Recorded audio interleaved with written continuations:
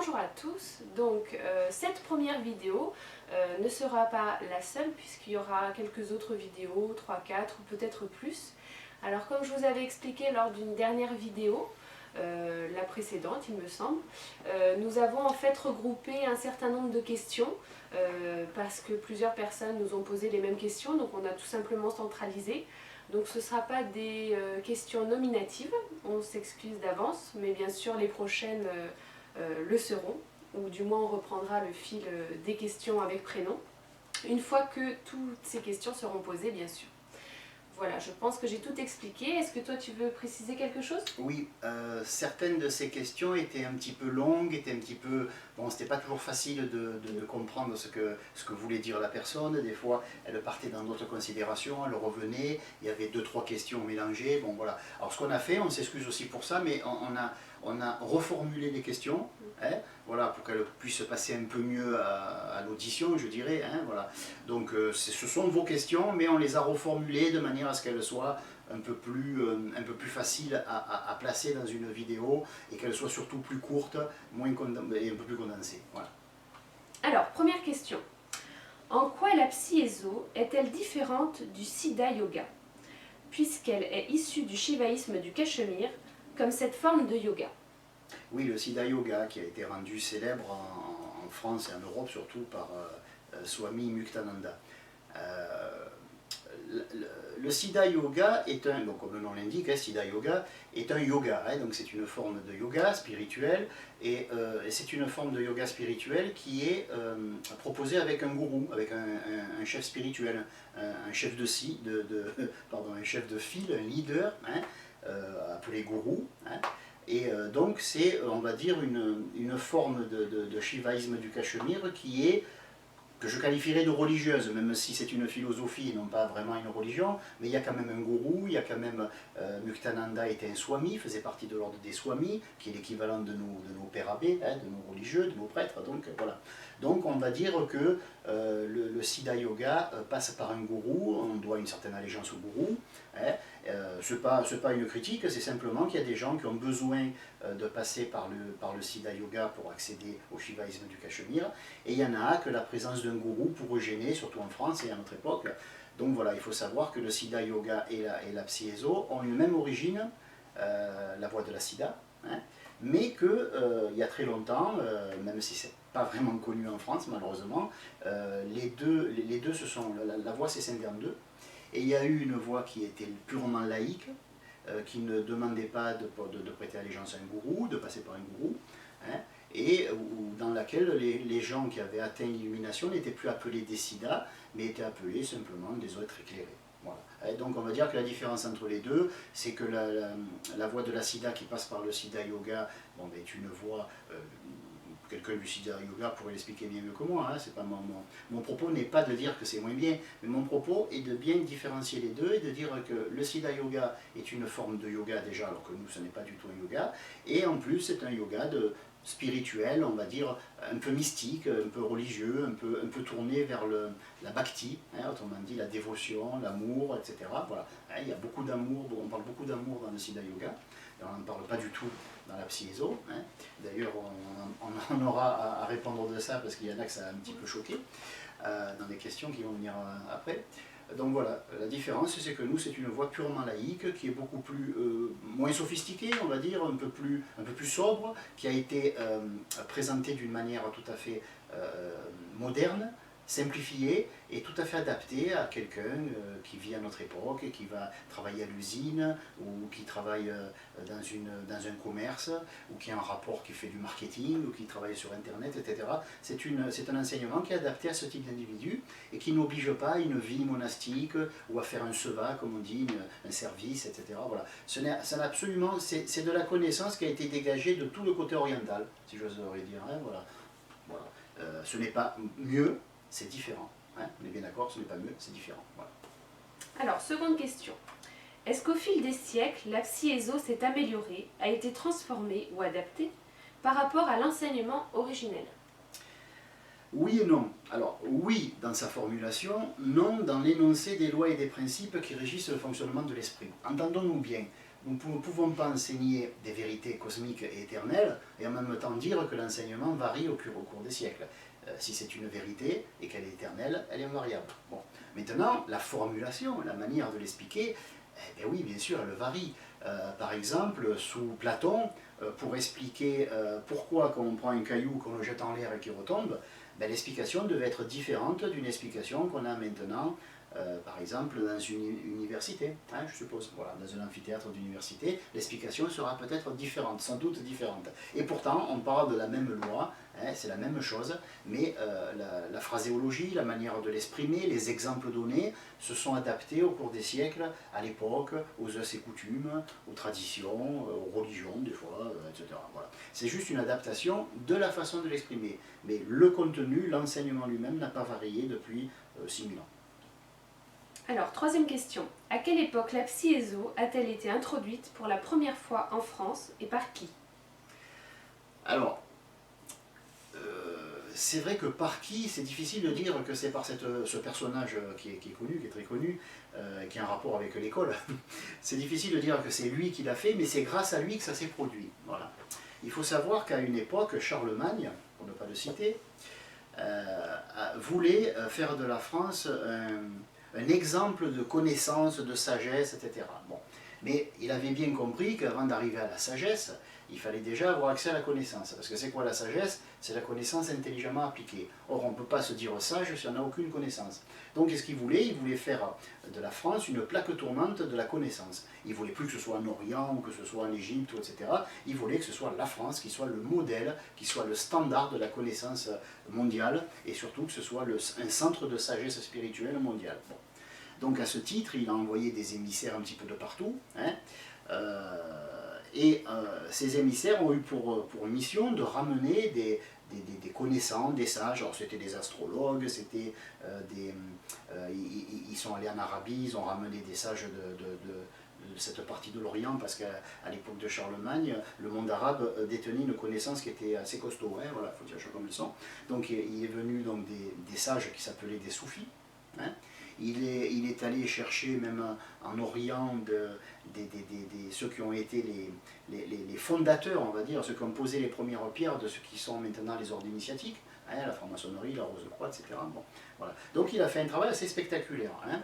Ça a commencé même avant qu'il soit empereur. Hein, voilà, ça a commencé vers les années 700, je crois, après Jésus-Christ. Bon, je ne suis pas un historien, je ne me suis pas intéressé à la question. La seule chose que je trouve amusante, c'est que, sans s'en rendre compte, comme il s'appelle, Charlemagne a été l'instigateur de la venue des premiers psiézos à son époque. Bon, voilà, ça fait donc à peu près 1300 ans ou quelque chose comme ça. Voilà. C'est un historien pourrait vous le dire mieux que moi, mais il faut savoir que les premiers qui sont venus ne s'appelaient pas des psiézos. À l'époque, on les connaissait sous le nom de mages rouges. Voilà. On les appelait les mages rouges, pourquoi? Parce que, quelle que soit leur tenue, ils n'étaient pas nécessairement tout en rouge, mais quelle que soit leur tenue, ils avaient toujours autour de la taille une écharpe qui pendait sur le côté gauche et qui était rouge. Voilà. Donc on savait que c'était des gens qui avaient une connaissance des sons, qui avaient une connaissance de la magie, et donc on les a appelés des mages. Et comme c'était des maîtres, et que le mot mage vient de magistère qui veut dire maître, donc c'était des instructeurs, c'était des enseignants, donc on les appelait les mages rouges. Bon, il y a d'autres raisons pour le côté rouge, hein, parce que le rouge est la couleur de l'esprit, hein, le rouge est la couleur de la connaissance, de l'esprit, c'est Adama, hein, terre rouge. Voilà. Donc pour diverses raisons, ils s'appelaient les mages rouges. Et donc c'est grâce, on va dire, indirectement, parce qu'il n'a pas demandé qu'ils viennent, parce qu'ils ne le savaient pas qu'ils existaient, mais ils se sont permis d'accompagner certains initiés, qui ont marqué un peu plus l'histoire de France, et ils ont fait en sorte de s'installer par la suite dans des régions de France plus ou moins connues, voilà, dont une qui n'est pas loin d'ailleurs de la Dordogne, enfin de l'endroit où nous habitons ici, hein, à Périgord-Noir, et deux autres qui sont dans le vieux Toulouse et dans le vieux Nîmes, Nemours et Tolosa. Voilà, c'est les trois centres qui existaient, voilà, à l'époque, donc vers l'an 700 après Jésus-Christ. Donc c'est indirectement, encore une fois, hein, je ne dis pas que c'est lui qui l'a fait, qu'il en était conscient, non, non, il ne le savait pas, mais indirectement, en faisant venir des sages d'un peu de partout du monde, eh bien, il est arrivé ces fameux mages rouges qui sont passés un petit peu inaperçus, c'est vrai, mais c'était la première fois qu'en France et en Europe, il y avait la connaissance de la psiézo, voilà, ou de la voix de la sida, hein, comme ça s'appelait à l'époque. Quatrième question. On retrouve de nombreux points communs entre la Psi-Ezo et d'autres traditions initiatiques. Pouvez-vous expliquer cela? Ben, oui et non. Oui, parce que ça me paraît logique et évident. C'est comme si on disait, voilà, dans votre façon d'enseigner les maths, je retrouve la même chose que dans la façon d'enseigner les maths d'une personne qui œuvre dans un autre pays. Ben, évidemment, si ce sont des lois de la mathématique, bon, on les retrouve de partout. L'enseignement, quel que soit son nom, quel que soit ce qui se met après, l'enseignement de telle tradition ou de telle autre, ne peut venir à l'origine que d'un tronc commun. Hein, voilà. Certains ont appelé ce tronc commun l'enseignement primordial ou la tradition primordiale. Bon, peu importe. Hein, voilà. On va dire que s'il a existé une tradition primordiale, alors la Psi-Ezo n'en est pas le tronc, mais elle est une de ses branches. Hein, voilà, parce que comme je pense qu'il y a une question un peu plus loin qui fait allusion à ça justement, et on ne peut pas prouver quelle a été la première forme d'enseignement qui a été sur Terre, ni l'époque, et tout ce qu'on sait, c'est que ben, la Psi-Ezo est très ancienne, même si elle ne se nommait pas comme ça, même si les gens de l'époque n'avaient pas de dénomination précise, hein, parce qu'on a dit Psi-Ezo, on a dit Mage Rouge, mais des fois on les appelait des maîtres, on les appelait, voilà, ils avaient beaucoup de noms différents, et ça n'a pas marqué spécialement les mémoires, et voilà. Alors, est-ce qu'il existe un lien entre la Psi-Ezo et les écoles initiatiques telles que la franc-maçonnerie, la Rose-Croix, les Templiers, etc. Oui, oui, il existe, alors il n'existe pas un lien direct, je ne vais pas dire que c'est de la Psi-Ezo, que viennent les Templiers, les francs-maçons, tout ça, non, mais ce que je peux dire, c'est que chaque fois qu'une tradition, quelle qu'elle soit, a proposé un enseignement, quel qu'il soit, cet enseignement, nécessairement, venait d'une source commune, d'un tronc commun, comme je viens de le dire pour la question juste avant.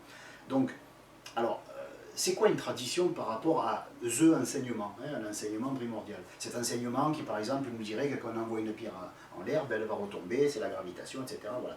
On va nous énoncer les lois. Bon, ben, les francs-maçons vont le dire d'une façon, avec leur façon bien spécifique d'expliquer la même loi. Les rosicruciens vont l'expliquer autrement. Les templiers vont l'expliquer autrement.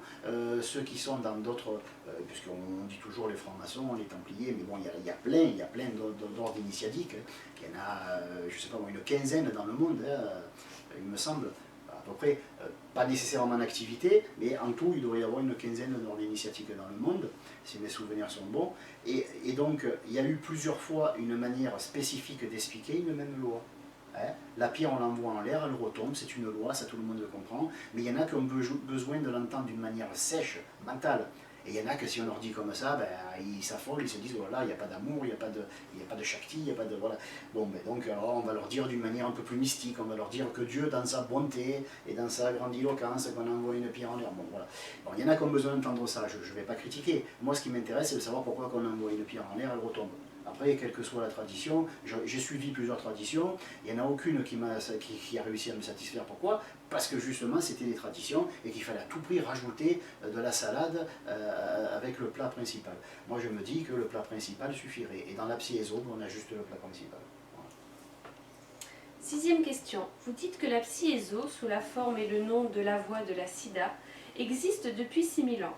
Mais ne pensez-vous pas qu'elle existe depuis bien plus longtemps que cela, par exemple depuis l'Atlantide, et même bien avant cette époque? Alors, oui et non.